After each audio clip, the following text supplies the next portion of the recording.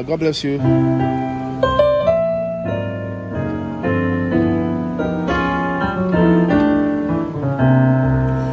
Welcome back to my channel. God bless you in Jesus' name. So I want to quickly show you a 1, 2, 3 chord in the key of F.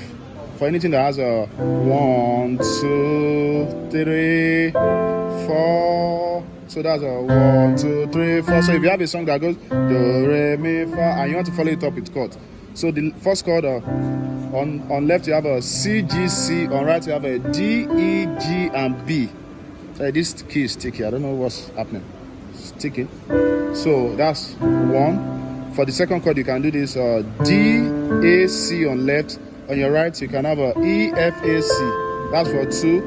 Then for your 3, you can have a E, B, and D on your left. On your right, you have a F sharp, G, B, and D. Don't forget you have to be writing.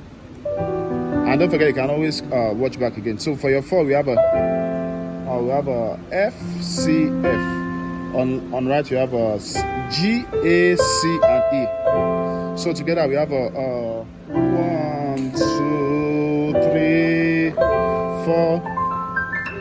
Don't forget to click the subscribe button. God bless you.